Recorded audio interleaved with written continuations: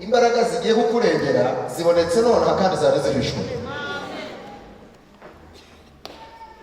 Imbaraga zigarura ibyawe Satani yanyaze, ibyari n'akabungu n'uzukira. Bwana Yesu asifiwe sana. Imbaraga ziremye nonaha, ubushobozi bw'Uwiteka Imana ikira gitambutse nonaha kugira ngo Uwiteka agire icyo akora kandi gikomeze ubuzima bwawe. Abagore yatunguri munini ntabwo wahaze bisiga inkongoro ziri muri iri shyamba, ntabwo byahaze inyamaswa z'inkazi muri iri shyamba. Abafilisitiya bose uyu munsi ndabacucuma. Haleluya. Ndabacucuma. Ntabwo ari dayimoni iguhagaze imbere yakubujije cya kintu, yakuhagaze imbere yakwibagije n'ibyo Imana yakoze. Ndavuga ikibazo cy'ukuri imbere kikwihutira kugera aha ngaha n'utundi dusigaye inyuma. Imbaraga zije kurangiza icyo oika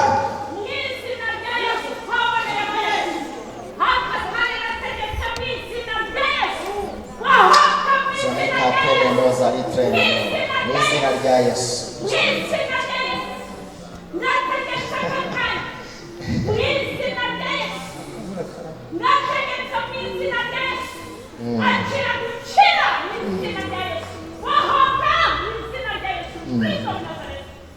Amen. Igende mukogoro kandi gitangazo taha mushaka kuza kuri YouTube.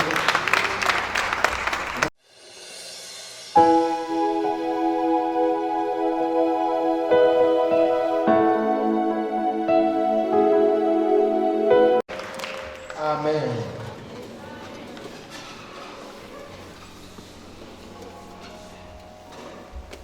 Yesu nashimwe cyane. Turambura ibiganza. Haleluya, haleluya. Rambura amaboko yawe yombi ngo Uwiteka niwe Mana. Uwiteka niwe Mana. Yesu nashimwe cyane. Ndabashuje mu izina rya Yesu.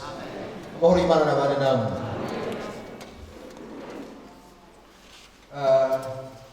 Dukomeje kuba mu maso y'Imana twiramya tuyihimbaza, ariko nyine n'ubundi turi mu ijambo ryahumetswe bitewe n'imigabo n'imigambi by'Imana yacu kandi ifitiye ubwoko bwe. Amen. Burya ngiteye inzara iteye niba bazahahira, ntabwo yadutumira mu masengesho ngo tuze tuje kugira ngo Imana igire icyo ikora hanyuma nayo ituze iceceke ryame sinzire. Oya, ivuganye natwe ikaduha ibihe nk'ibi itugiriye neza, hari ibindi bintu iteguye gukora ku buzima bwacu.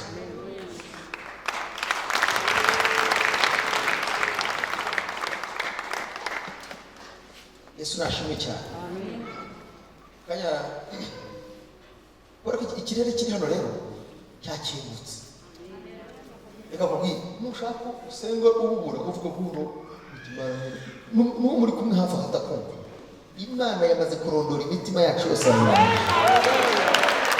Ikindi gikurikiye mu matangazo Imana yangijeho nicaye hariya, nuko ije kurema ibintu byarangiye.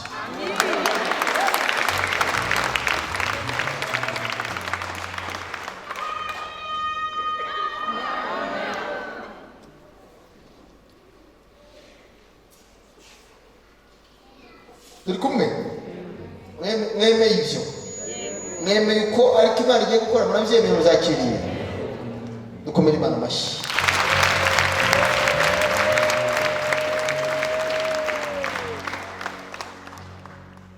Manishi. Manishi. Manishi. Manishi. Ka bihuse dusome ijambo ry'Imana. Turacyaguriye amagambo meza muri Yoweri ibice 2. Turasoma 20 gusa. Turasoma 20 biduheshe kwinjira ahandi hantu nk'uko Imana yampumekeye. Ndagira ngo John yadufashe ngo ibice 2. Basoma umurongo wa mbere, dusome umurongo wa 25. Iyo mirongo ibice 2, umurongo wa 17 na 25. Yego. Reka dusome mu izina rya Yesu. Yoweri ibice 2 umurongo wa 17 n'uwa 25. Reka dusome mu izina rya Yesu. Aravuga ngo abatambyi bakorera Uwiteka, abatambyi bakorera Uwiteka, abatambyi bakorera Uwiteka nibaririre hagati y'umuryango w'urusengero n'igicaniro, maze bavuga ati Uwiteka we kiza ubwoko bwawe, ntureke ab'umwandu wawe bashinyagurirwa kandi ngo bategekwe n'abanyamahanga. Ni iki gituma duhinyurwa mu banyamahanga bati Imana yabo iri hehe? Imana yabo iri hehe? 25. Nzabashumbusha imyaka inzige zariye niyariwe n'uburima n'ubuzukira n'akagugu, za ngabo zanjye zikomeye nabateje. Amen. Yesu nashimwe. Turacyari muri ayo magambo, turacyari muri iyo njyana, turacyari muri uwo muvuno. Iturufu yacu irya niyo Imana yaduhaye muri ibihe byiza byo gusenga. Yesu ashimwe cyane. Abatambyi bahamagawe n'Uwiteka Imana, batihamagaye batihaye amazina, batigize uko batari, ngo basenge kandi basengere mu ihema ry'ibonaniro ry'urusengero imbere y'abera, ngo banihire ubwoko bw'Imana. Haleluya. Babutaci, babuborogere, babwingingire, ngo kugira ngo Imana ikore ibintu bigera nko kuri 4. Icyambere, ikiza ubwoko bwayo. Imana ibakize mu izina rya Yesu. Imana ibakize mu izina rya Yesu. Kandi Imana ibakize mu izina rya Yesu. Ijambo rya kabiri ngo kandi ngo ntureke umwandu wawe, ntubareke, ntubasige, ntubahane abo umwandu wawe, abo wahamagaye, abo wamenye izina, abo wahaye agakiza, abo winjije mu by'iyinganzo yo gusenga. Ntubareke, ureke umwandu wawe ushinyagure. Uwiteka abakize gushinyagurirwa n'abatagira shinyagurirwa, abakize gushinyagurirwa n'abadasenga Imana, abakize gushinyagurirwa n'abarozi n'abacunyi n'abagome, abakize mu izina rya gushinyagurirwa. Bwira mugenzi wawe kuri hafi ngo Uwiteka agukize gushinyagurirwa n'abatazi cyane n'ababizi nabo bagushinyagurire, ngo bahora bagushinyagurira n'abagushinyaguriye. Uwiteka yashyizeho akadomo suputu kabisa muri ibyo byiza by'ugusenga. Turi muri iyo nganzo. Ijambo rya gatatu ngo kandi be gutwazwa igitugu n'abanyamahanga. Ubu bwoko bwe gutwazwa igitugu n'abanyamahanga n'abatagira Imana rurema, biringiye imana za Dagoni, biringiye ibigirwamana, biringiye abacumi n'amarozi yabo.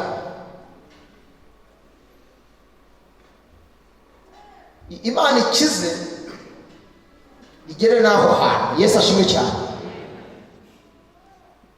Ye gutwazwa igitugu. Byagutwazaga igitugu birahagije, na za karande na za kavuki n'ijambo ribi, nubwo ryaba ryaravuzwe nani. Uyu munsi uwavuze Imana iramuvuguruza mu izina rya Yesu. Ijambo rya rurangiza rero, aha ni intebe y'Uwiteka Imana yicaye uyu munsi. Haleluya. Ijambo rivuga ngo abo bantu babacuraguza, abantu babatwaza igitugu, abo bantu babaha iminsi, ngo bakabannyega bavuga ngo ariko ubundi Imana yabiri he? Imana bakize ijambo rabwira ngo ubundi Imana yabiri he? Umwami rero yabihinduye. Umwami w'ingoma babasubiyeho, bagiye kubona Imana yanyu aho mubasunze. Haleluya. Baravuga ngo iri he? Yambwiye ngo babwire ngo ngiye iraje noneho rero. Imana ishimwe, Imana ishimwe. Kandi irambwira ngo mbabwire ijambo ry'ubwenge rivuga ngo imbaraga zikurengera zirahishwe. tugiye kuvuga imbaraga z'Imana zirengera ubwoko bwe zihishwe. Uvuge ngo zihishwe. Bara n'umukozi w'Imana. Haleluya, haleluya. Iteka ryose iyo urwana n'umwanzi umurinda kumwereka ibirindiro byawe aho biri, ukwirinda kumenya ko kubasha kumenya kwe, kumenya intwaro zawe ufite uzingana. Niba umwana w'umuntu akora ibyo Imana yamutegeka ko ari umukozi w'umuswa, hari imbaraga z'Imana zihishwe zigiye kugaragara kuko Imana yanyije. Baravuga ngo Imana yabo irihe? Yambwiye ngo mbabwiye ngo ndiraje kandi igiye gukoresha imbaraga zihishwe. Niba ubyakiriye ko bari Imana amashyi. Imbaraga z'Imana zihishwe amaso y'abantu, imbaraga z'Imana zihishwe abarozi n'abashitsi. Abamushitse bose bagiye kuyoborwa uburyo utabawe. Haguruka utere haleluya kwakira igitangaza ku ruhande rwe. Abatambyi nibagihe bari umwami w'Uwiteka bwoko Imana yirongeye babwira ngo nibakizwe kaga n'amakuba n'ibyaha, ngo n'abatwaza igitugu ayo maboko atentebuke mu izina ryayo. Ndacinjye ibintu byose byo gutwazaga igitugu, ndavuna buri imbaraga zaguhanamiraga, ndacecekesha amajwi yakuvuyangaga. Bavuga ngo Imana yawe irihe? Ndiyiraje kandi zikoresha imbaraga zihishwe. Haleluya. Imbaraga zihishwe, imbaraga zihishwe we, kandi zitura, zifutura, zivunagura, zimenagura, ziteketeza, zirimbura, zikuraho kandi zigashiraho. Komera Imana bashimye icyo gusenga.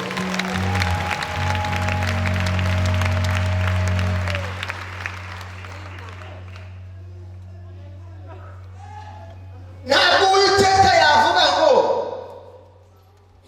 ijeje kubashumbusha itazi neza ko hatari ibyangiritse bigaragara bizwi kandi bifatika. Ese hari ibyangiritse muri mwebwe? Hari ibyo umwanzi yangije? Ukeneye gushumbushwa? Mwemeye imbaraga zibasha kubashumbusha ko zihari? Nimwakire gushumbushwa mu izina rya Yesu.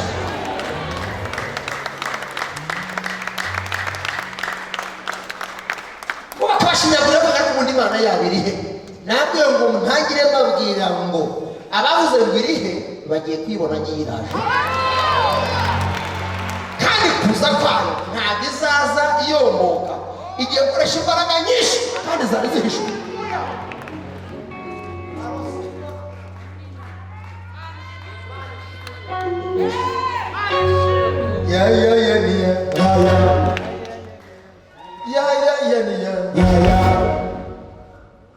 Imana dusenga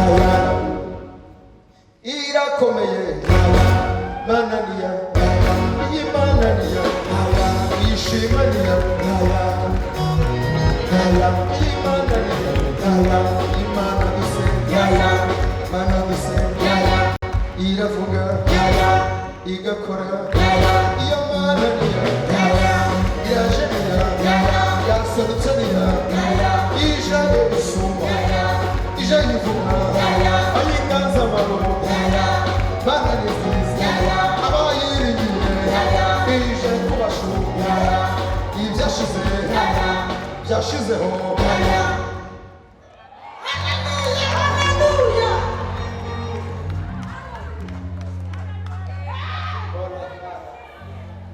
Uwakize ni ijambo rivuga ngo Imana yawo irihe? Mu mandi magambo tutarasenga nibo bayihamagaye. Mubwira uti barayihamagaye ku buzima bwawe, barayihamagaye n'abakozi.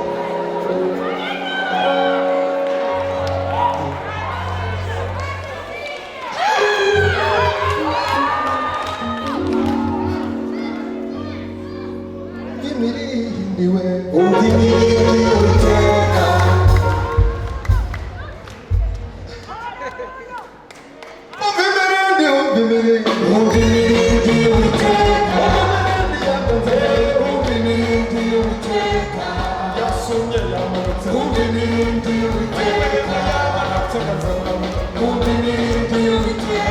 Ikirere cyane ucatanze inzira yawe umva imirindi y'Uwiteka, umva imirindi y'Uwiteka,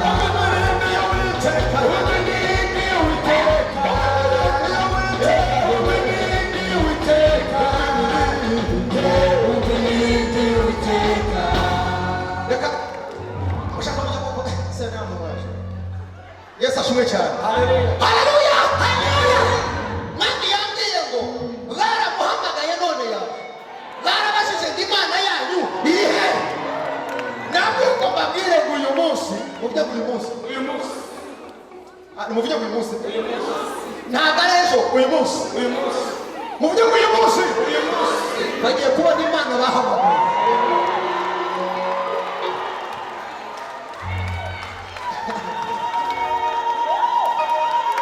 Haleluya.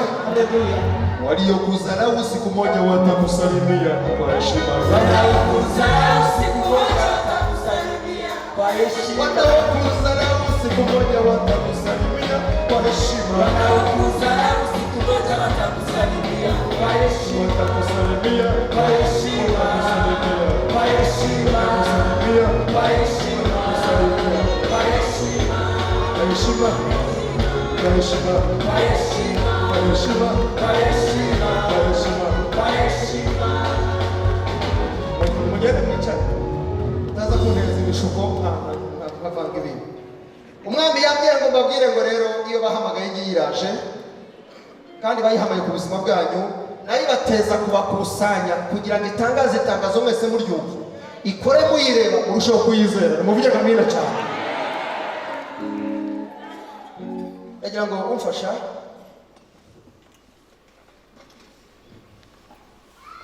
afashe gusoma Samueli wa mbere ibice 12:43.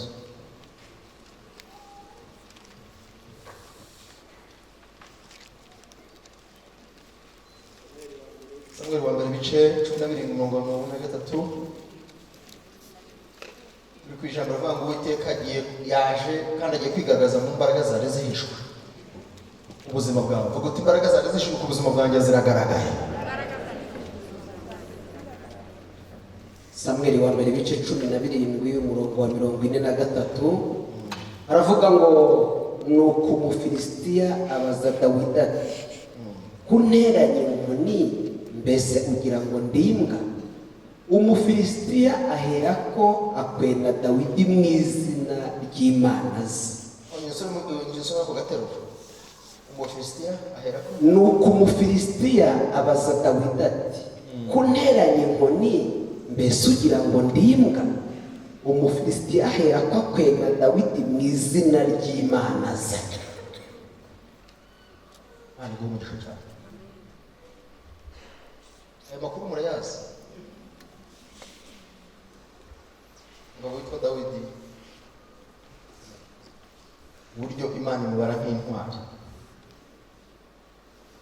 Mwibuke ko akimara gusiga amavuta y'ubutore yasubiye mu ntama za se. Ishyamba yakurwana n'idubu imigunzu y'intare kandi arayitsindira nayinesha. Yesu ashimwe cyane. Igihe kiragera rero ngo uko abisirayeli bari mu ntambara ikomeye cyane n'Abafilisitiya, urwo rwanda rumaze igihe kirekire kandi rwari ruhanamiye Abisirayeli cyane.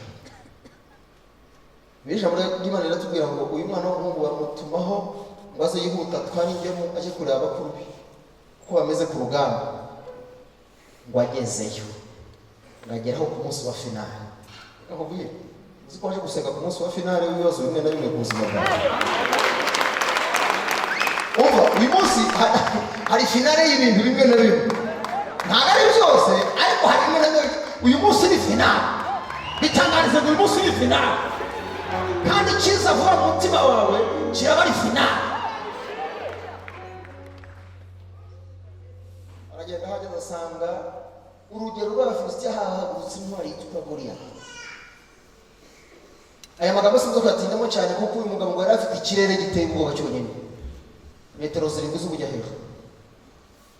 Yari yambariye urugamba ari n'umuhanga w'intambara kandi hari haciwe iteka. Umugabo araho hari vuba atatereka mbabwire twe kumaza gukina no gutera baraza s'il vous plaît. bila kupoteza wakati.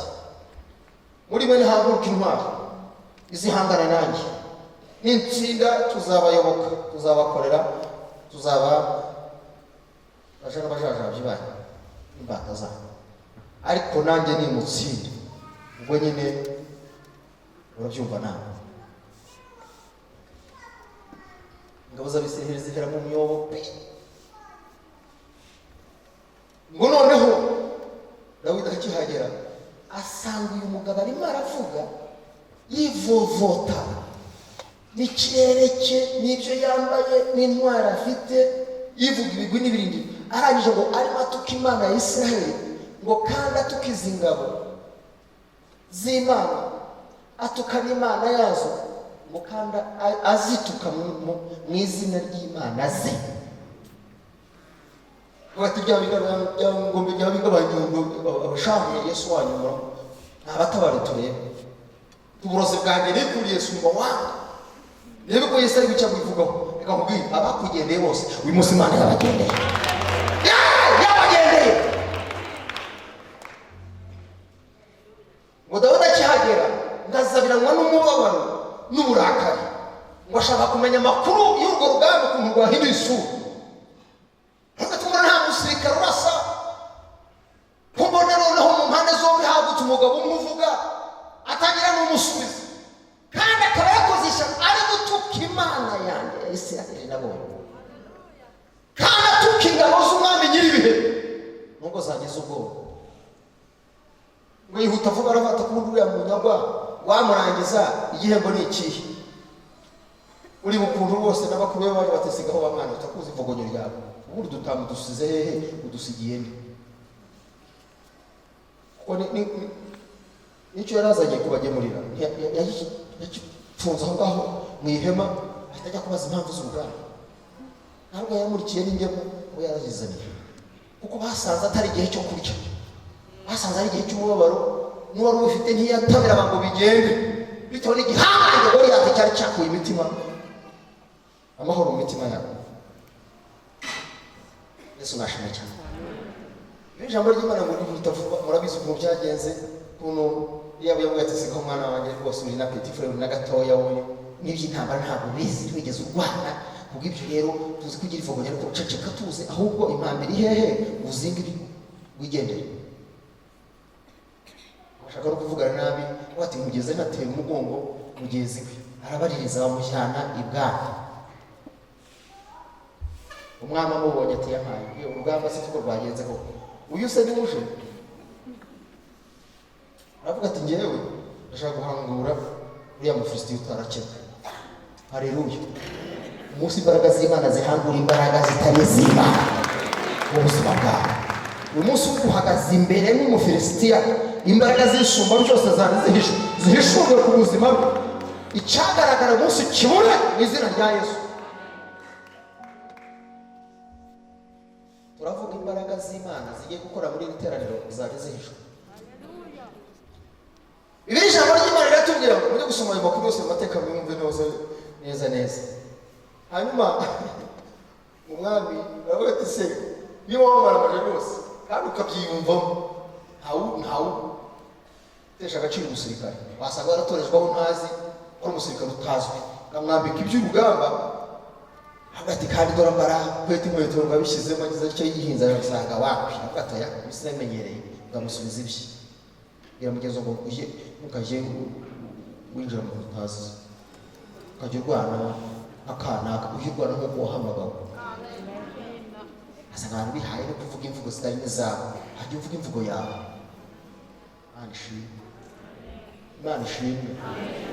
Imana ishimwe. Ijambo ry'Imana riravuga ngo aravuga ati oya mbese bimenyereye ukundi kuntu njya mbigenza, ukuntu njya ndwana, ngabanza muhawe ubuhamya gatoya, ariko wajya uha Satani ubuhamya, ariko wajya umubwira ukuntu Imana yabigenje, wajya umwibutsa ahantu kereke pale mu ikoni ukuntu Imana yagaragaye abantu bose badahari, iki kigaragaza igasaruka rutanje. Wayibwiye ukuntu uriho batabishaka, wayibwiye aho ugeze batarabitekerezaga. Haleluya. Watanze ubuhamya kwa Satani, gatanga ubuhamya ku Mwami, aravuga ati bare iyo yabanye nawe ngaho genda ibane nawe, ariko avuga ati rero ngewe ukuntu nabanye n'Imana yanjye, haleluya, mfite ukuntu narwanaga umwuka w'Imana nuzaho, aravuga ngo uyu ntabwo agize kuvutagurwa nk'imwe mu idubu cyangwa se umugozi w'intare guvutagure ufataho urwasa y'ukwashu anuka hepfo kugageze ugenda utoranya amabuye. Iki kintu yagihishuwe n'umwuka siritere. None aha ngaha hariho ishurwa rigiye kukuzaho ugiye kugenda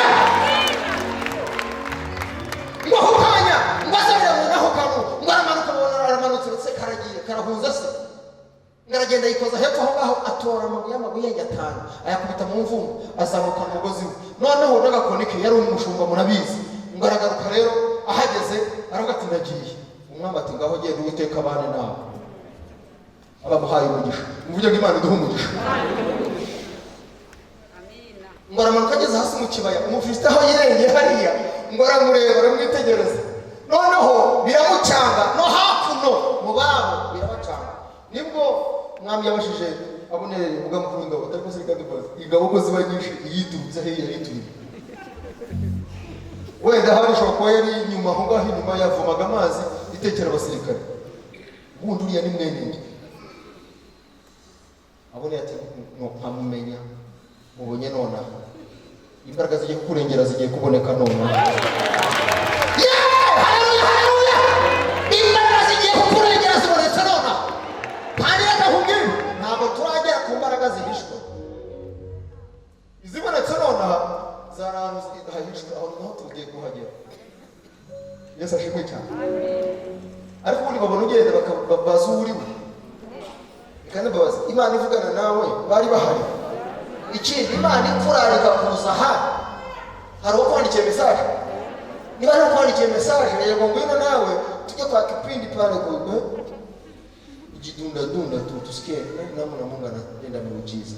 Ariko ntabwo bari bazi imbaraga z'Imana zateguwe kugukiza none uko ni umunsi. Hakuno birabacanga, hakurya birabacanga. Umwana w'umuhungu aramanuka ngo noneho ngo yigereye neza kuri atamureba neza baratsinzwe kugeza naho banyuhereza umwana ufite ubwongero ku munwa.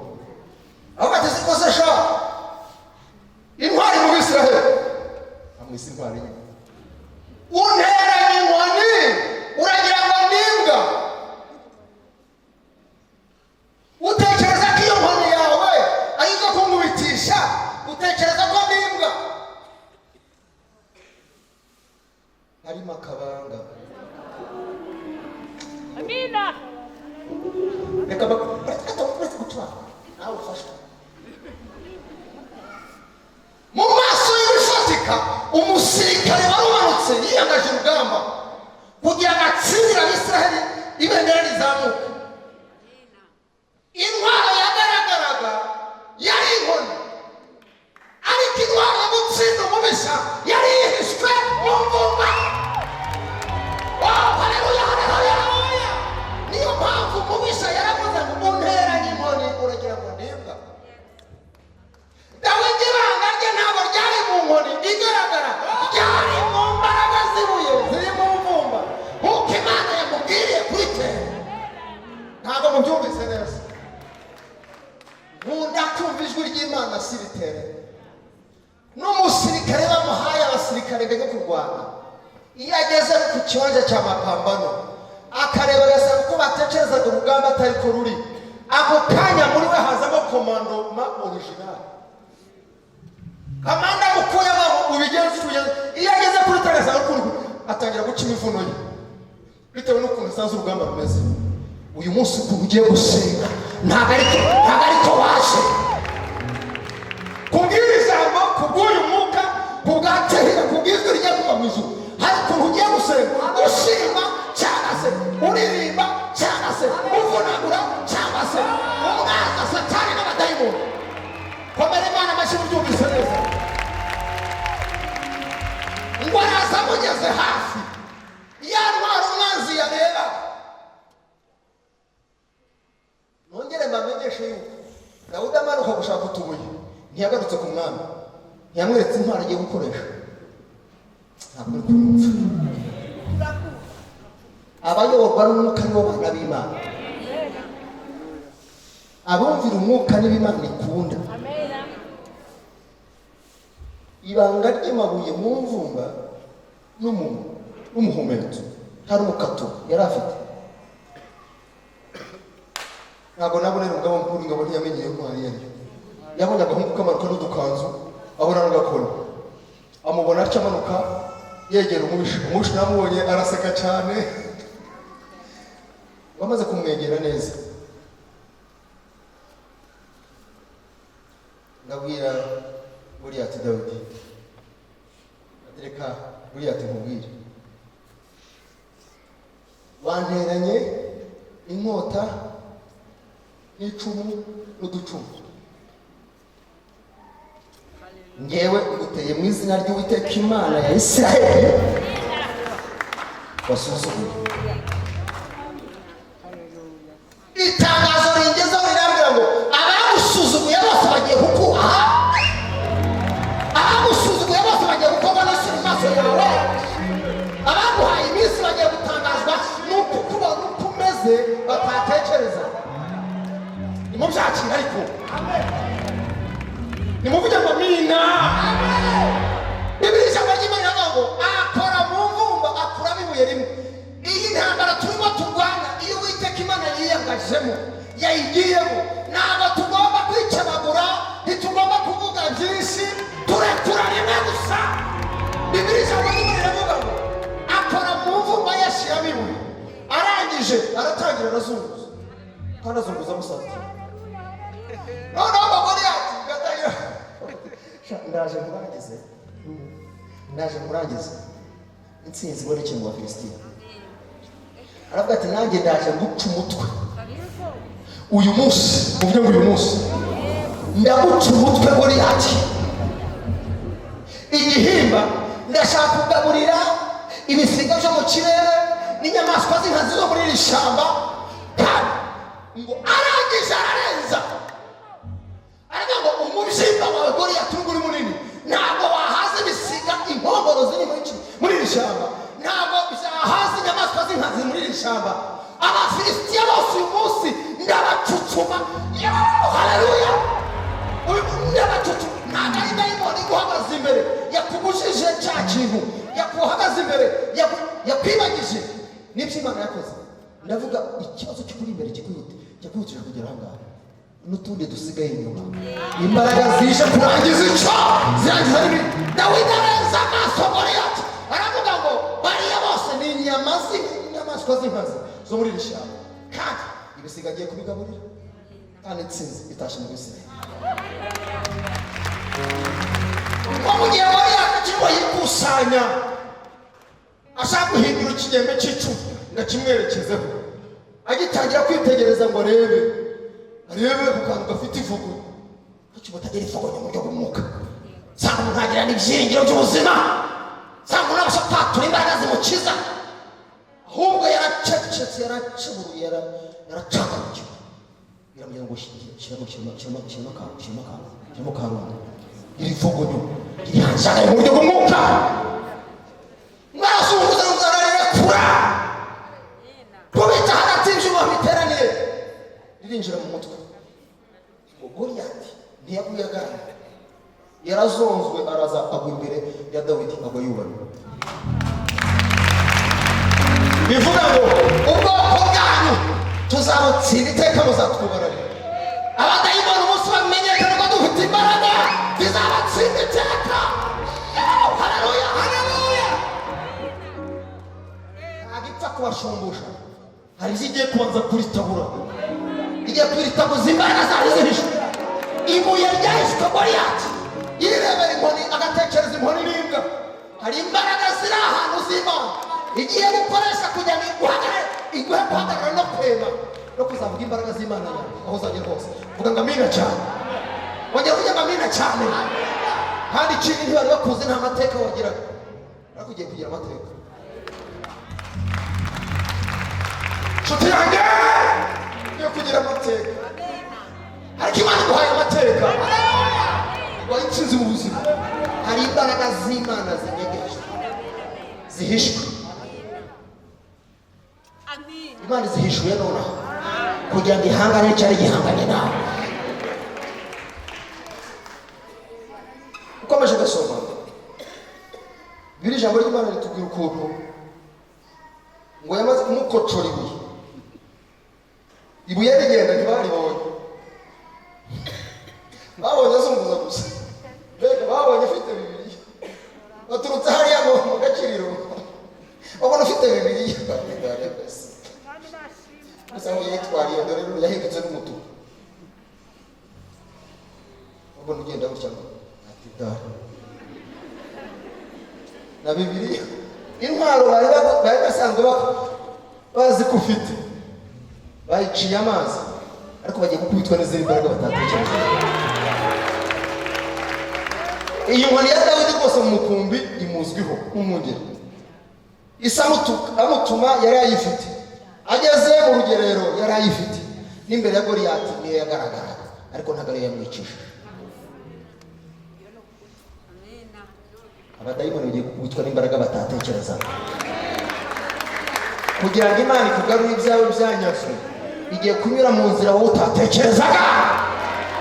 Kugira ngo Imana igusubize icyubahiro, ntabwo iri bunyure muri anko cyangwa anti, igiye gukoresha ahandi hantu kundi kuntu, maze bakure kugira bati niko bimeze bite, byaturutse he, byagenze bite, bagiye kubazanya bati ya Mana ye noneho yagaragaye. Bazajya kuvuga Imana ye iri he, ahubwo bazavuga ngo ni ukuri Imana yawe iza Imana yacu. Uw'Imana yatahirije ira bose bareba bagatangira kubazanya,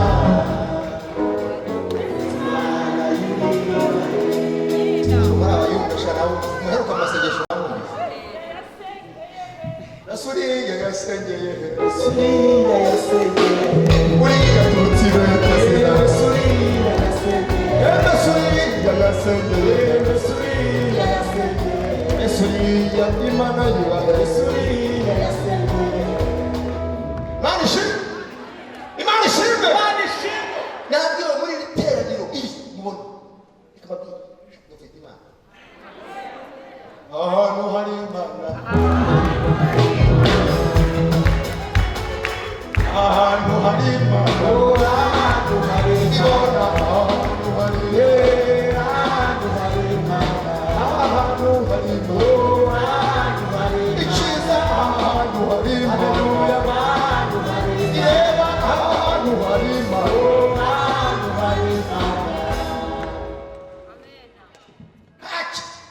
Nta kinyenyegeza Imana, nta cyihisha Imana, nta kiyorobeka, ibibona byose ntibitwikure. Muri iri teraniro Imana ishaka kubona umwana w'umukobwa w'umusilamu. Salamu alaikum wa rahmatullahi. Sinzi banafunguye baracyarafunze, barafotora nimugoroba. Umwana w'umusilamu uri muri teraniro, reka mbabwire ikibazo afite nta muhanga nta n'umunyabwenge wagishobora. Mbese nta dogiteri nubwo yaba ari dogiteri qualifié dans tous les métiers. Abakongomani ndabakunda, nubwo ni docteur, chirurgien, mécanicien, général, plombier. C'est tous les métiers. Uyu mwana w'umukobwa ikibazo cye kiri mu nda kandi nta muhanga ntawagishobora, we arabizi. Niba Imana imukunda ikaba yamuzanye akemera akaza hano aze ahagarara imbere ahangaha mu mabishopu agukora ikunda, ikibazo cye kirangire burundu.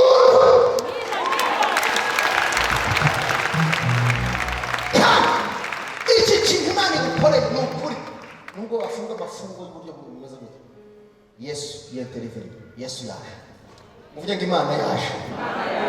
Nagira ku kiganza cye, umwana w'umukobwa w'umusilamu naze rwose, ikibazo kiri mu nda, si ku kuguru, si mu mutwe, si ku matwi, hapa ni mu nda. Nagira kibwira mama, hadashika ushana wino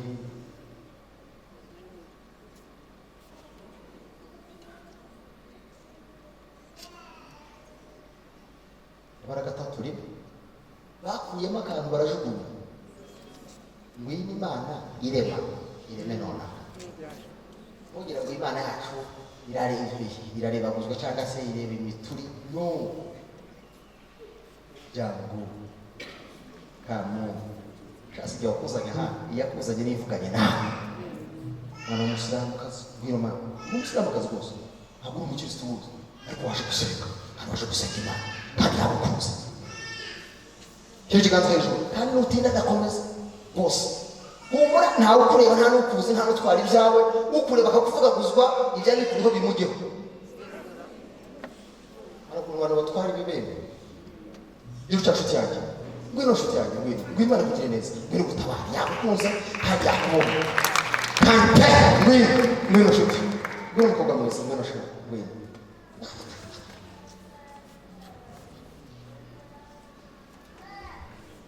Unda nawe nicyo utegereje se ubundi utabaye Imana kandi nawe si wowe n'ibyago byagushije. Ngwino shyira ikiganza hejuru, ikiganza hejuru, ngwino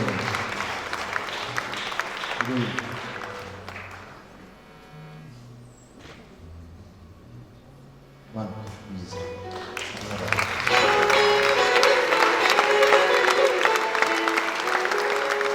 Hariya mabishopu hariya uriya mubyeyi negera hariya kandi reka nkubwire murebe hasi mwese ntimumurebe, murebe hasi sengera iyo ndani tegeka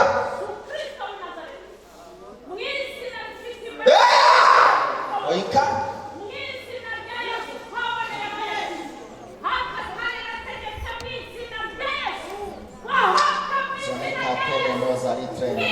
n'izina rya Yesu.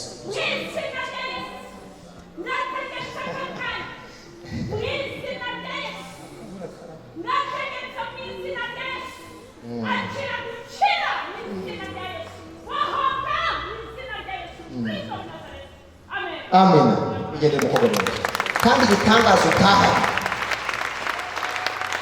mushaka kuzabye kuri YouTube imbaraga z'Imana aho yarazo muvuge ngo bino cyane. Reka dusenga Imana ibona,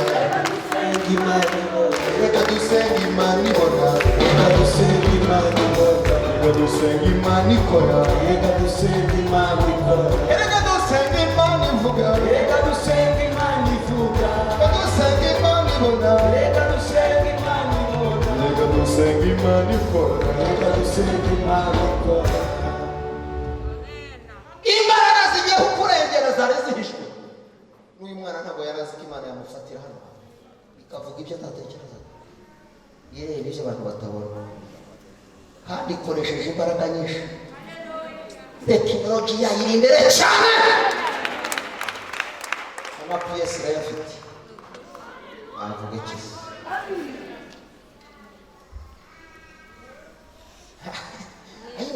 Ayiwe muzi ikirere murimo ngo muzi imbaraga z'Imana zabona iki hano hantu zigiye gukora agashya, mu byo zigiye gukora agashya,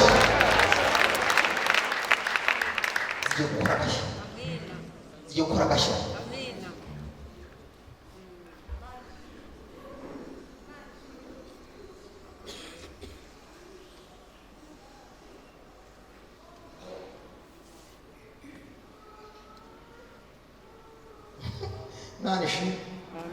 Nani shimwe bariza mugenzi wawe ngo urumva bimeze bite? Mubwire ngo ntegereje igikurikiye. Mutekereza ko Imana ishumbusha wowe? Usabana ntimushumbusha, hari ibyataka umva mu maso Imana iramushumbusha. Basta wowe niba ukore amen.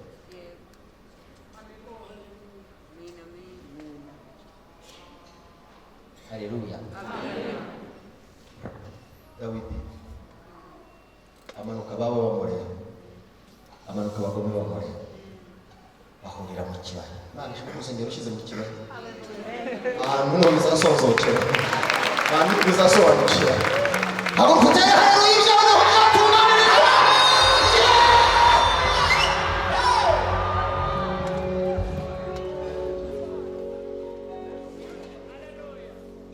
Mana ishimwe, Mana ishimwe.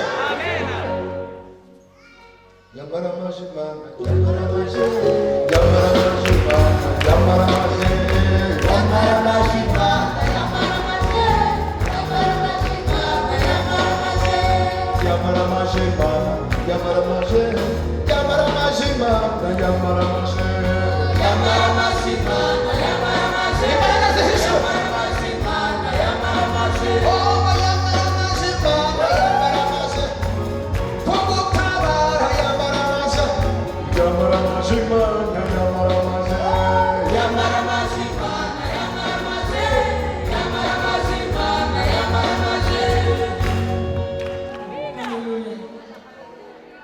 Hallelujah.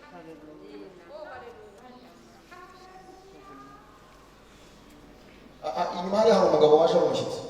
Ni umugabo yaje kugira ngo Imana imugire neza kuko umutwe byarivanze,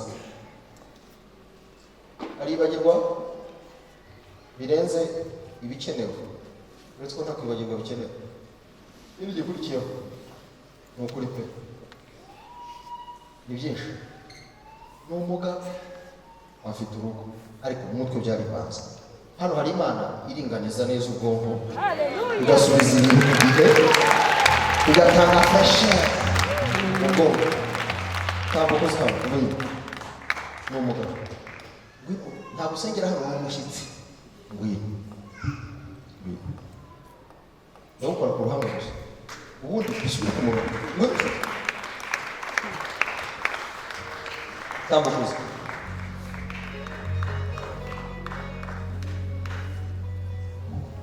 Kabaye urabona ahantu bahagurutse gusubiza kuri iki gipande niho umugabo yicaye naza nawe naza hari naza nimo ushobora no kuyabara wageza hagati ikagucambura ugatangira ndavuga amafaranga gusa umugabo bitarivanze. Ngwino nshuti yanjye, ngwino Imana ikugire neza. Satani arishoboza, wasanga waje Satani akareba hano mama, reba hano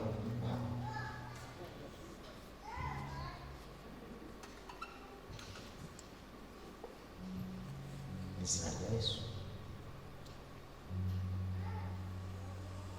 Nijye usubire ku gihe ariko kuva umunsi wa none utuntu wabaga utuntu ugenda duhagarike, urumva reba hano ugenda duhagarike witegara gukijije.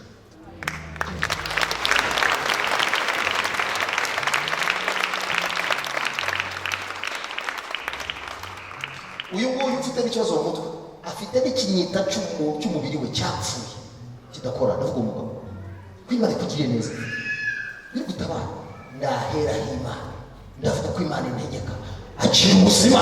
Ngwino ureke isuzuma cy'abadayimoni. Hari umugabo w'inshuti yawe akubwira ijambo ejo bundi rirakubabaza, icyo ni ikimenyetso kinyuranya n'abandi utekereza ko hari abandi bameze nkawe. Ngwino rero yarakubabaje iryo jambo, ngwino aho hirya ubwo Imana ivuze aho igeze ariko ntagiye hariya imbere. Ngwino yakubwira ijambo ushaka rirakubabaza umuntu w'umugabo. Yesu reka tuba tukwihoreye gukinana na Nyagasani Imana aho ngaho, ariko amahoro ugira umutima, umutima uratangira kubyina, utangiye gutekereza gusa n'umutima ujemo. Nuko ijambo ry'Imana ririmo rimenagura imbaraga z'abadayimoni zikuboshye. Ariko iyo aba uruzi agakiza ku Uwiteka Imana itanga, irakiza igakiza ubugingo, igakiza n'umubiri. Ngwino ikugirire neza n'umubiri wose uhinduke muzima. Kiri ikiganza hejuru uguta Imana intabara. Mugabo uzi ko ntawe ukuza aha ngaha, n'uwakumenya se aragushinzwe. Wizanye nawe yizanye, buri muntu areba ibye. Ikiganza hejuru. Imitima ibaho, ariko n'imitima ikomeye nk'iyo Imana ishimwe nabo. Yesu ashimwe cyane, Yesu nashimwe.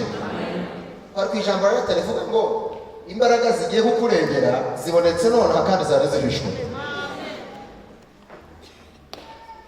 Imbaraga zigarura ibyawe Satani yanyaze, ibyariwe n'akabungu n'ibizukira. Bwana Yesu asifiwe sana. Imbaraga ziremye nonaha, ubushobozi bw'Uwiteka Imana ikira gitambutse nonaha kugira ngo Uwiteka agire icyo akora kandi agikomeze ubuzima bwawe.